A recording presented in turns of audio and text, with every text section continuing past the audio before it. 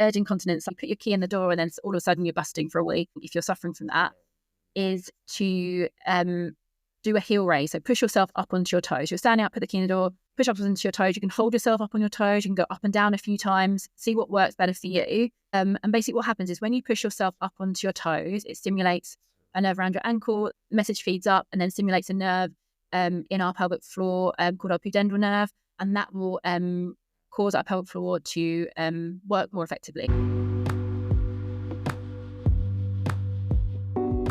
Welcome to Transform Your Menopause with Essex Menopause Coach, the go-to podcast for anyone struggling from peri to post-menopause. If you're feeling overwhelmed, burnt out, or anxious, this is the place for you. Hosted by me, Julie, an award-winning coach who's been in your shoes, this podcast offers real understanding and practical help. I'll tackle menopause head-on with clear, no-nonsense guidance that makes a real difference. So whether you need support, tips, or just a friendly voice, I'm here to help you navigate menopause and rediscover your best self. Welcome back to Transform Your Menopause with me, Julie. Today, we're going into a topic that doesn't get nearly enough attention, and that's pelvic health during menopause. We often anticipate changes after childbirth, but so many women are unaware that menopause can bring about pelvic floor issues like stress incontinence, urgency, or discomfort. And the thing is, this shouldn't just be considered a part of getting older. There are things that we can do to improve this. So today I'm really thrilled to have physiotherapist and women's health specialist Anna Maskell with me.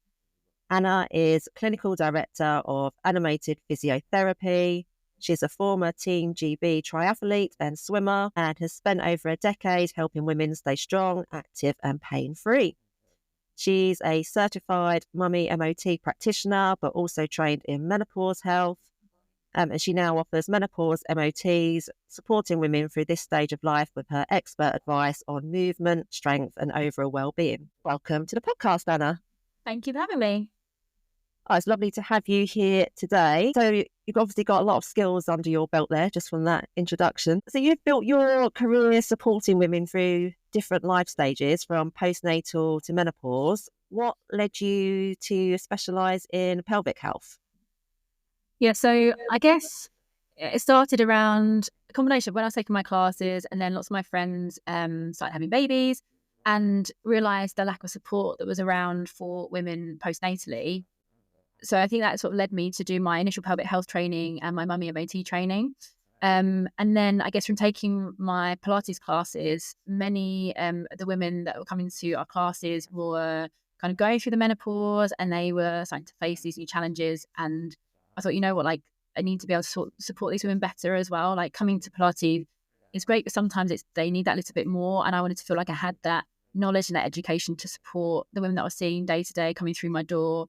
I guess as well as, you know, people that were my friends I saw going through pelvic health issues after having their babies too. Yeah, I think the trouble is that, as I kind of said in the introduction, is I think with menopause, I don't think women initially put the changes that they're experiencing down to being menopausal, do they? It's kind of like, well, I'm just getting a bit older. So they just don't really consider it something to need fixing as such. So was there a moment in particular then that made you realise how neglected this area of kind of women's health is?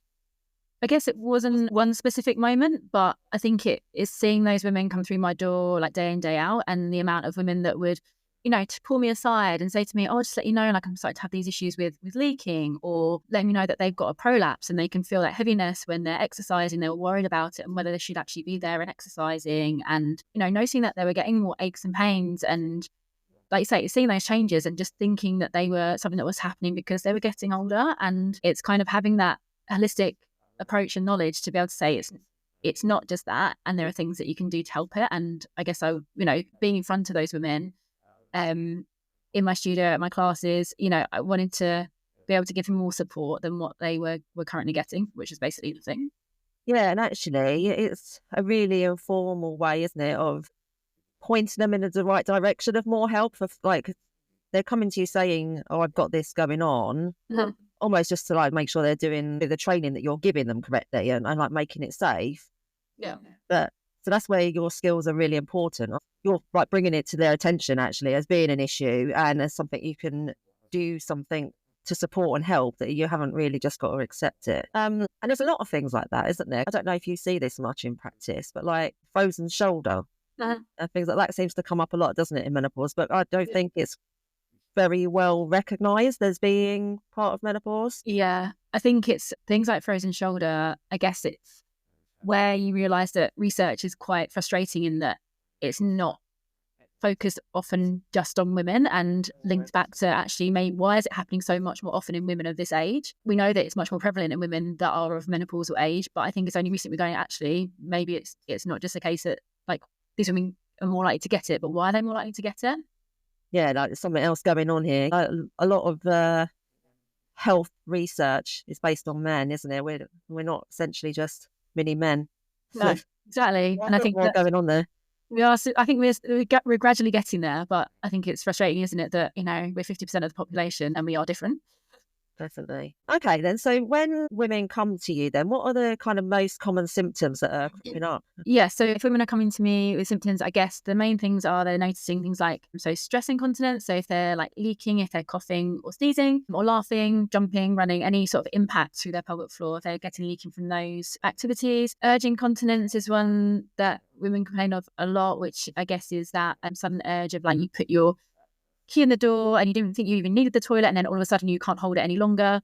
So urge incontinence, and then pelvic organ prolapse. So I guess that feeling of heaviness. I think a lot of women will describe it as like that. I might get that sensation like a tampon's falling out. And that one, I think that almost seems to be the one that causes like the most worry in women. And the most, even though prolapse itself doesn't cause pain, I think a lot of women, if they are experiencing that, they become terrified to do anything because they think anything that when they're working their muscles and anything that puts load through their body might make it worse. So that really can cause really debilitating symptom for a woman to experience. And then the other one, which again, I think women are I don't think this is ever really disclosed to me apart from in like my like one-to-one appointments, is we call it VVA. So vulvovaginal atrophy. So it's the symptoms of like pain, dryness, discomfort around your vaginal area that happens because of those changes in estrogen, that dryness and that lack of integrity in the tissue basically from the change in estrogen can happen. And that can be a really debilitating thing, but something that people are much less likely to bring that one up around compared to the other ones, I find. Yeah, it's what I see in practice anyway. It's something that I think we kind of internalize, and it's something you don't want to share. And again, it's like, oh, well, I'm getting old, I'm just dry, that's kind of part and parcel of it. But it's something that I always bring up in sessions with my clients, because I think once you open that door to that discussion, well, it's another whole aspect of your life, isn't it? I think a lot of the time women, I guess, they want to tell someone about it, but it's having that, knowing there's that space that it's okay to do that. So, for example, in my assessments, I always ask about like sexual function and if like sex is affected, and about pain and discomfort, dryness down there, because often it's something that people won't bring up, but they're kind of hoping that they'll be asked it, because then that takes that barrier down for you to say, actually, yes, that is what I'm experiencing. Yeah, you've opened the door for that conversation, doesn't it? And it's a whole set of symptoms, isn't it? Like the whole bladder weakness, the dryness, the pain. And, I think knowing that it's something that's relatively easy to resolve as well, like introducing like local estrogen and things like that. And there's different type of pessaries, you've got rings, there's lots of different options for whatever suits your lifestyle. And you haven't really you haven't got to accept the status quo. And there's things like cervical smears as well. I mean, I don't know if you do your like internal examinations as part of your physio. Yeah, you must have women that come along that you're like, come on, let's pop down a GP, let's get you some local topical estrogen, and let's make this whole experience so much easier. Absolutely. And I think HRT is often, women are like, oh, I don't want to do HRT, and they see that as being a part of HRT. And I think it's that understanding that topically it doesn't affect anything else in your body. So actually, you're only using it topically. You only have to go for that vaginal estrogen, and like the gold standard treatment for VVA is topical estrogen combined with your pelvic floor exercises, and just doing those two simple things. So going talking to your GP to get some prescribed, and then learning how to do your pelvic floor exercises, which is something I think we'll talk through a little bit later on. Doing those two things can make a huge difference to your quality of life.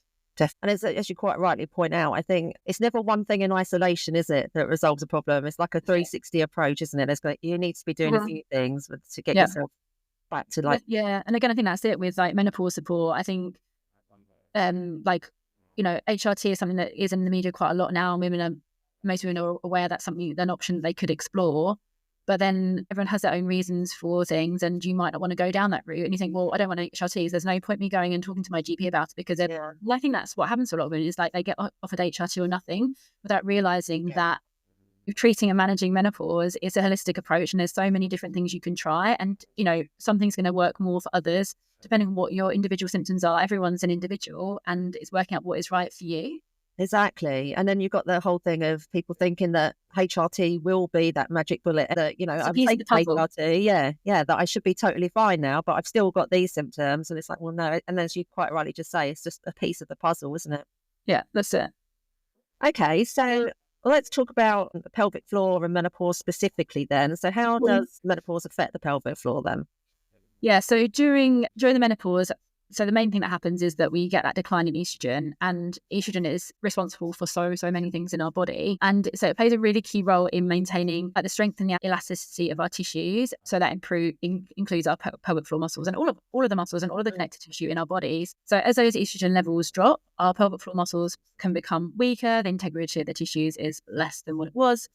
And then that is what can then lead to those symptoms that we spoke about before, like the urinary incontinence, urge incontinence, prolapse, vaginal dryness. But also, I guess it's, again, thinking about that holistic approach. It's not just your pelvic floor that is affected, it's all of the connective tissue, all of the muscles in your body. So if the rest of your muscles become, you have to work harder to maintain that strength, basically. Once you get that drop in estrogen, you can maintain your strength, but you have to work harder to do it. And then if those muscles become weaker, then everything just becomes harder. And then that will, again, have more of an impact on our pelvic floor. And I think it's, having that holistic approach and really realizing that everything in our body is linked. Yeah, definitely. That's the whole thing, isn't it? But particularly with pelvic floor, I think it's something we tend to think about in isolation, but really the whole respiratory system, and that's all interlinked. And I suppose that's how, I know we'll come on to diaphragmatic training and breathwork, but why that's so important for supporting your pelvic health as well. Yeah. And I think, again, maybe lots of women have heard of we should be doing our pelvic floor exercises, and maybe they know what they are. Maybe you don't really know how to do them. Most women don't know how to do them, but it's not just a case of okay, now you can do your pelvic floor exercises. That's it. That's going to be the cure for your pelvic floor. Again, it's that holistic approach, and actually keeping the rest of our bodies fit, strong and mobile. It's all going to impact on that. And again, like you say, bringing that whole how are you breathing, as well as keeping our bodies strong generally, that's all going to impact our pelvic floor. So how do you see these symptoms affecting people in day-to-day life then? So I guess in terms of what they'll avoid and change. So I guess it's women will, sometimes they're avoiding social situations. That can be, I guess, any of the symptoms can lead to that. So I guess if you're experiencing stress incontinence, so then you're you don't want to put yourself in a situation where you're, I don't know, you don't want to go out and laugh. That's not a good thing. I don't know where the toilet is. I might need the toilet and I don't know where it's going to be. You need to know where the toilet is all the time. You're worried about say it's like you say, getting caught short if you're suffering with urge incontinence. Even I've had women that say with the prolapse, they find it, you can feel that heaviness. It tends to be worse when you're tired. So towards the end of the day, or if you're, you might turn down going out for a walk with your friends because you're actually, I'm on my feet for too long, and that's when I really start to get that dragging sensation. With the vaginal dryness as well, a lot of women say, I can't wear my favorite jeans anymore because they really irritate those symptoms.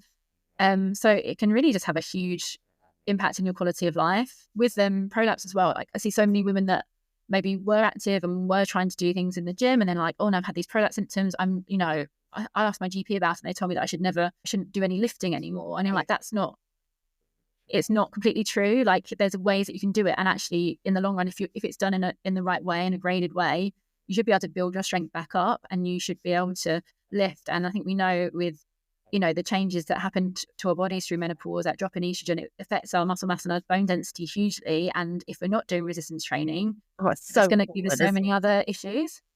That's the benefit of working with someone like you. I think it gives women the confidence to get back to doing those sort of things. And I think when I see people for an appointment, I'd say, hopefully, fingers crossed, at the end of the appointment, they will say this anyway, but my goal is always at the end of the appointment for people to be I feel so much positive about this. I think that's the thing. It's just having that education and understand that, you know, you can empower yourself to do those things, to make those changes, and it is possible. Yeah, something that I see quite a lot actually is women not drinking enough water. Like, oh, I'm not going to drink because I don't know where the toilet is. And so I'm not going to wake up in the night to go to the toilet if I stop drinking at 7 o'clock in the evening. But it's all the knock-ons, isn't it, of that as Yeah. well? So, like, a lot of women don't realise how, like things like anxiety and how brain fog and clarity of thought, how much that is interlinked to something as simple as how much fluids you're taking on board and how Yeah. well you're staying hydrated. So again, it's that connecting that whole bigger picture, isn't it? So the problem you might be having is with your pelvic floor, but you're making all your the rest of your menopause symptoms worse by, you know, like say, not drinking enough water because Yeah. of that. So I yeah, think that sometimes it's just making those small tweaks of going, actually, you know what, through the day, actually, I have four cups of coffee and I don't really drink any water. And you're actually like, you know what, if you just swap one of those cups of coffee for a glass of water instead, actually that's going to be much less irritable on your bladder, and you might feel like, you know, you're going to feel much more hydrated from having water versus coffee. Just, you know, making that a small change, like swapping one drink, but then that can really change the symptoms that you're experiencing.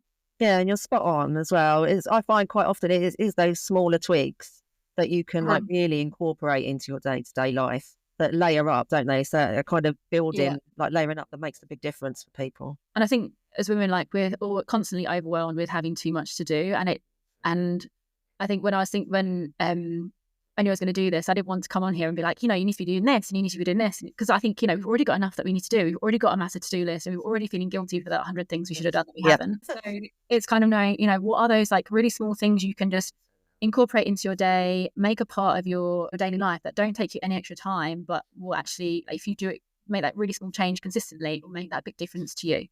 Well, since we're on that subject then, so have you got any recommendations or suggestions of building small changes in for people? Yeah, things that you can do that can really help. So I think with that, like with stress incontinence, so one of the things that you can do is basically being aware of like how to do your pelvic floor squeezes, not understanding the technique, and then incorporating basically a conscious squeeze called the nap into when you're doing it. So it's not something that's going to take you any more time, but it can really make a change in those symptoms that you're experiencing. So do you want me to talk through how to do a pelvic Talk through it, yeah.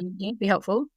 And then hopefully if you can understand how to do that, then I can talk to you how to implement an app. And then that can be something that we can, you can start incorporating. Like I say, it doesn't take any time out of your day, but hopefully it will change your symptoms. So when we do a pelvic floor squeeze, a lot of women think they need to be squeezing their bum muscles, squeezing their thigh muscles, tightening their tummy muscles, and they get really tense. And again, like we were saying, with that link back to your diaphragm and your breath, actually, that's not really a great way to think about getting our pelvic floor to work. I guess the best imagery that you can think of when there's been a few studies around like different things that you can try to think about getting your pelvic floor to work effectively is to imagine that you're holding in wind. So imagine you're holding in a fart, and basically because of the way that our pelvic floor muscles, the anatomy of our pelvic floor muscles, we've got kind of a thicker musculature at the back.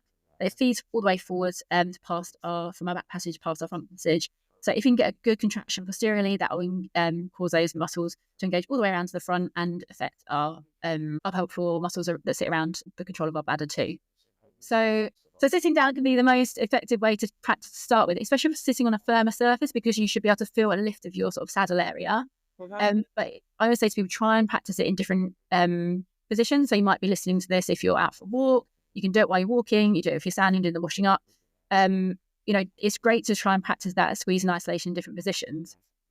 So if you just imagine it holding wind, hopefully you can feel that you're getting that lift of your pelvic floor muscles, that lift of your saddle area, but without a squeeze of your bum muscles or a squeeze of your tummy muscles. Hopefully you're not squeezing your knees or inner thighs together when you're doing it. So that's our pelvic floor squeeze. And so the knack is to try and consciously think about doing that squeeze before you're to do something that puts pressure on your pelvic floor, so like coughing, laughing, sneezing. Sure. So what I like to get people to do, so if you're at the moment, it's like if you just do without thinking about your pelvic floor, if you bring your hand to your mouth and then you're going to cough, right? So when you coughed, could you feel like maybe a little bit of a downward pressure around your pelvic floor region, around your saddle region? Movement. Yeah, a little bit of movement. Yeah, exactly. So what we're going to do now, so next time as you bring your hand up, you're going to do that squeeze. So imagine you're holding in wind, that squeeze your passage, and then you're going to cough again.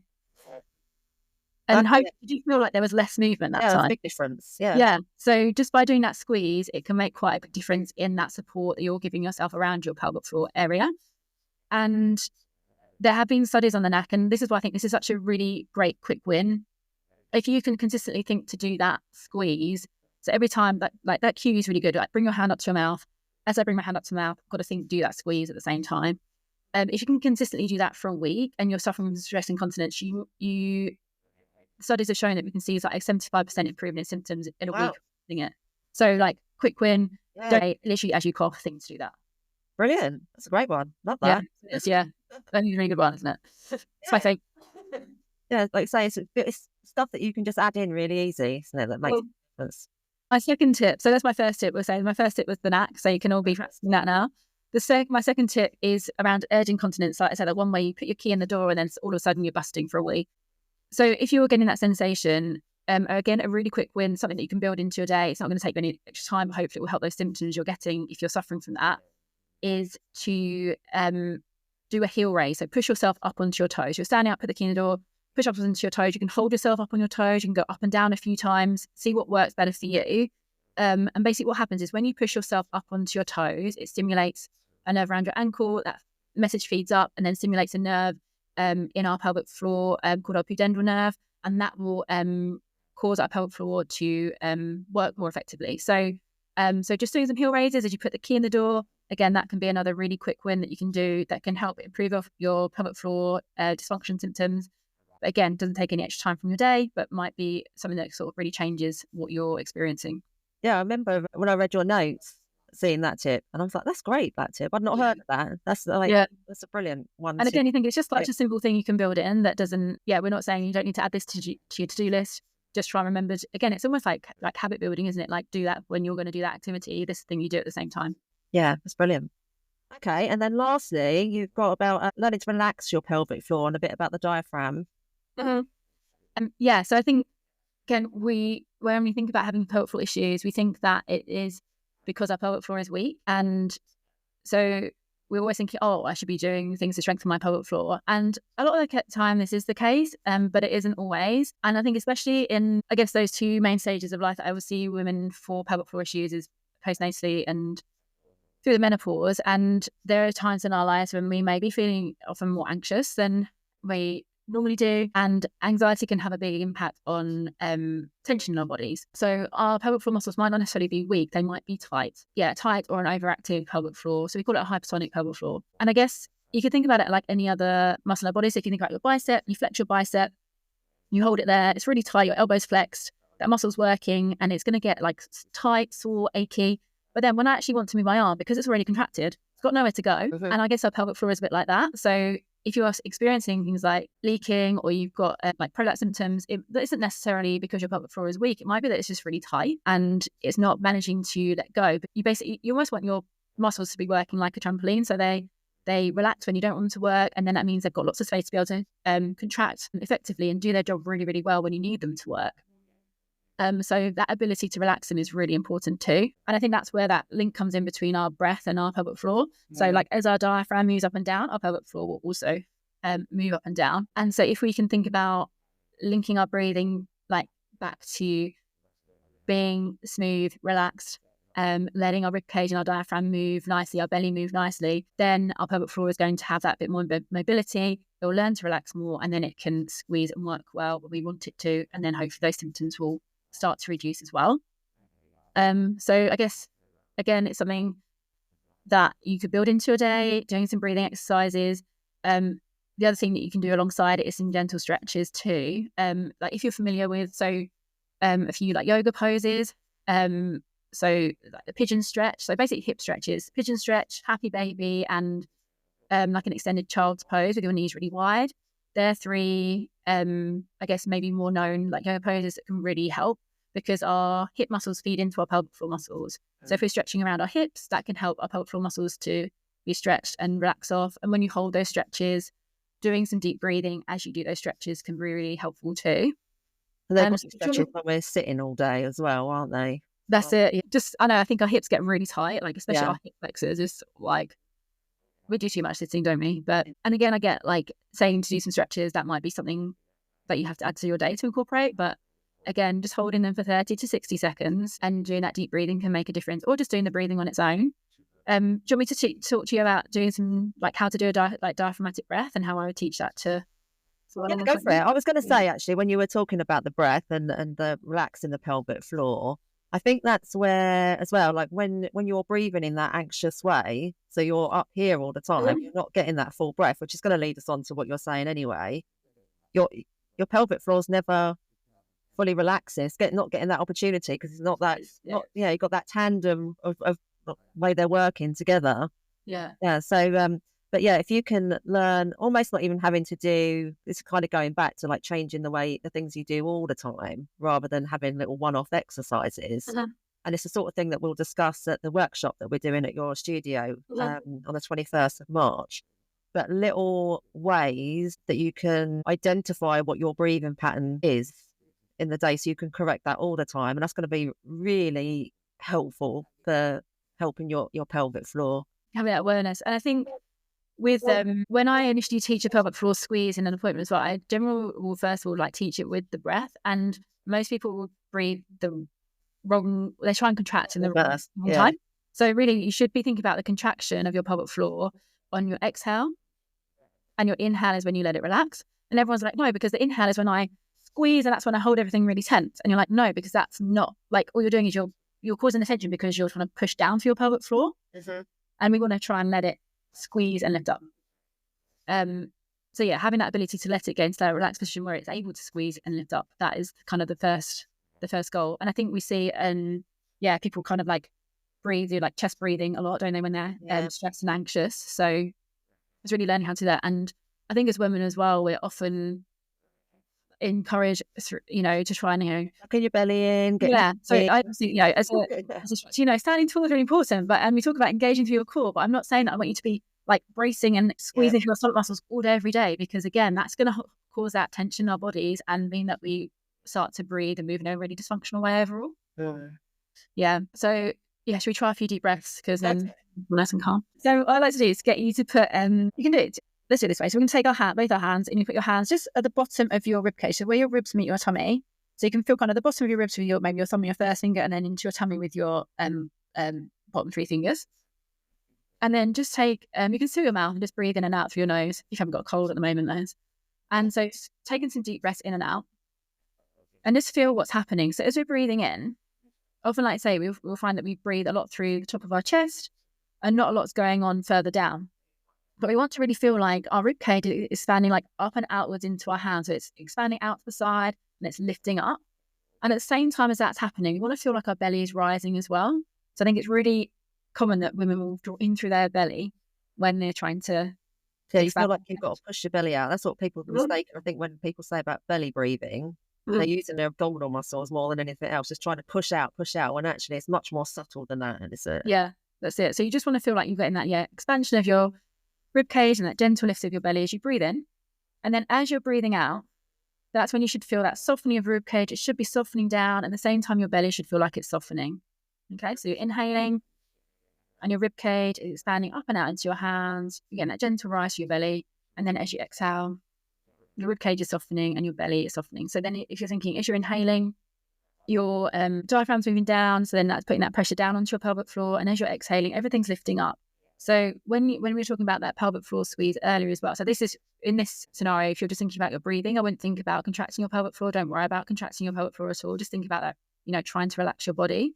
But if you've done that a few times, you're feeling like you're nice and relaxed, and actually, like, can I actually get a good squeeze in my pelvic floor muscles? Or like when we were practicing earlier and you couldn't feel a squeeze, it might be because you're hypertonic and you haven't got that relaxation to be able to feel the squeeze happening. So then you could try and think about doing a squeeze. So as you exhale, that's when you're going to try and do that lift. And then inhales when you're going to relax your pelvic floor muscles off. Exhales when you're going to do the lift, and inhales when you're going to relax off. So that can often be a much more effective way to start to feel that contraction happening and get your pelvic floor muscles working effectively. I think also understanding the mechanics of what's going on. As you say, it gives people a visual, doesn't it then? I think if we can think it, if we can see it, we can kind of think it and understand it, and it kind of makes that connection a lot easier, doesn't it? Yeah, definitely.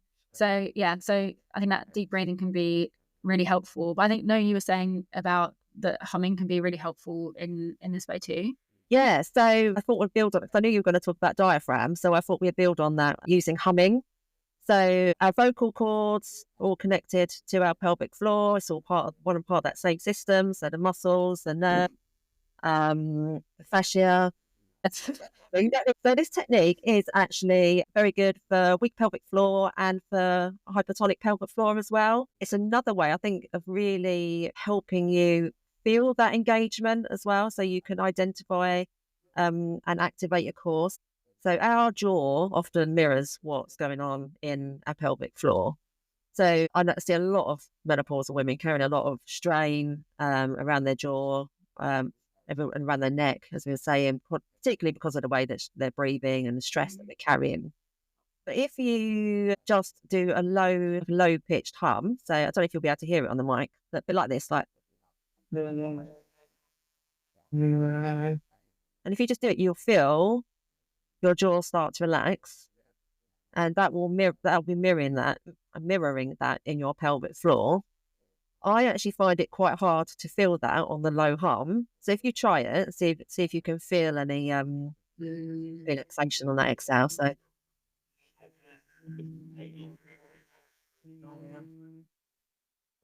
I find that quite hard. I know some other people feel it quite easily, but I think putting the reverse in. So if you do a high pitched, so it can be like a hum, or so Oh, yeah. You can feel the difference. Yeah. So having that low hum is really helpful for relaxing, stretching out the pelvic floor. But equally, if you know that you need to work on activating and strengthening your core, having the high pitched, it's another way of getting that connection and working it into sort of things that you're doing in your practice. So knowing that, then we can use the hum. It's just like it's a nice thing to do when you're at home on your own. So I think it'll work really well if you're just listening along to the podcast at home. But it's also a great anxiety reliever, really helps with brain fog, and it really brings you kind of into your body, because how we do it, you have your hands over your ears, so you're covering everything else out, and it just takes like 6 rounds. So you don't have to worry about the inhale, because you'll just do the hum, taking it all the way through to the end until you feel the urge to breathe in again. So should we go do a few rounds of that, see how that feels? So all we need to do is just get comfortable in your chair, relax your shoulders, feel everything soften down, and you can just soften your gaze or close your eyes if you feel comfortable. And we'll just do a few breaths in through the nose, out through the mouth, just to relax first off. So just in your own time.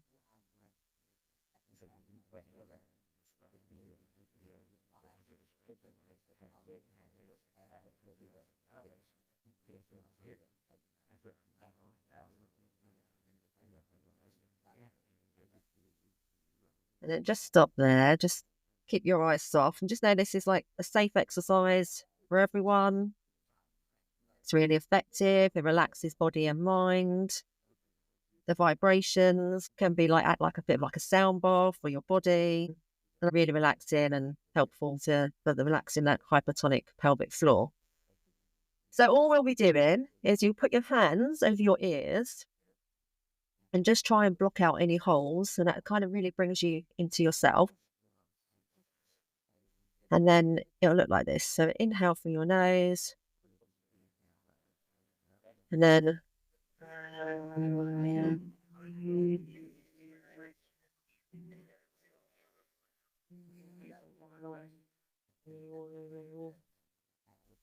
inhale again in your own time.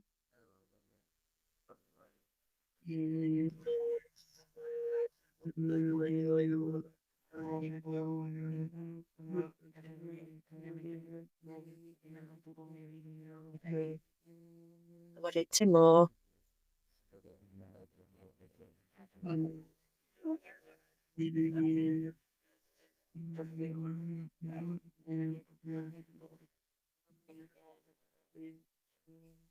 Just noticing your belly inflate on your inhale.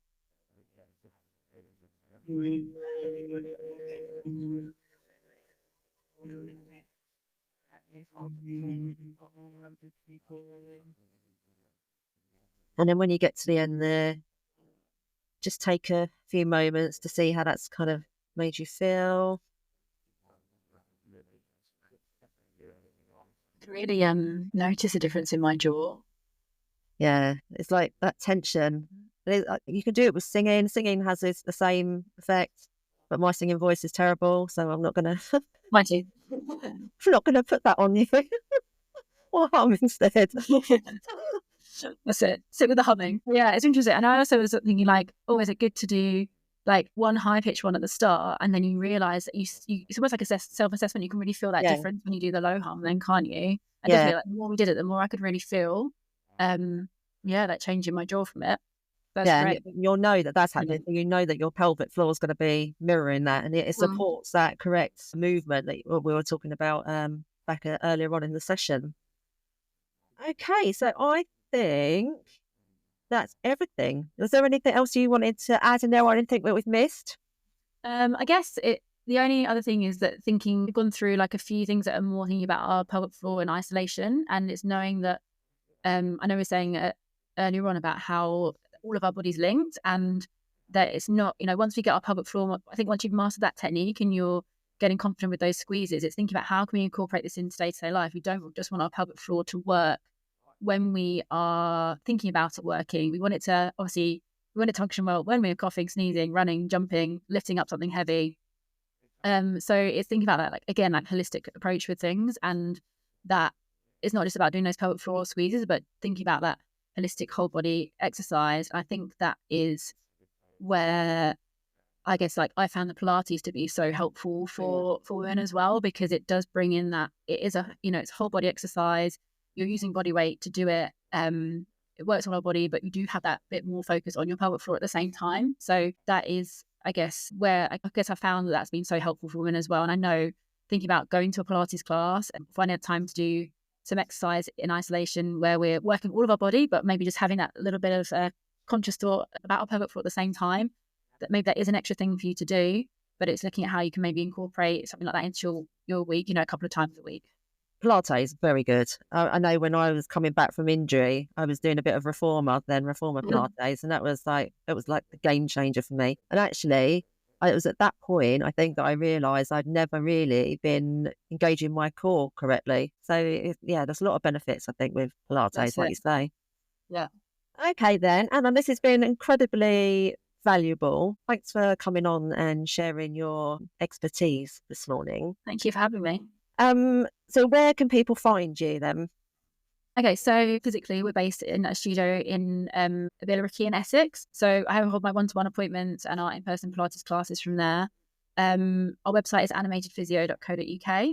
I'm on Instagram as well, Animated Physio. And as well as doing our in-person things as well, we do stream all of our classes online at the same time as being live in the studio. So you can join us from anywhere with the classes. We've got an on-demand library as well as having in-person classes. So if you're looking for that bit of accountability, people, I think we started them in the pandemic, but they carried on. We've got loads of people that still do our online classes and just find having that thing to log on to. Again, it keeps you accountable with keeping up with what you need to do to get your body feeling its best. So so we've got the in-person class as well as the online options there.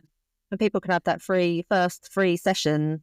So we do. So we offer a first class for free. So we always think, like, come along, try a class, give it a go. And then the way that we really work is that we kind of run our classes from a membership point of view, because I know that to see those changes, you need to stick with things consistently. And I think that is the best way to try and get you to do something consistently, is to, if you're signing up to a membership, that then you should be turning up regularly to make those changes. I don't really want people to come along once and then never see them again, because you're not going to, book a class once a month.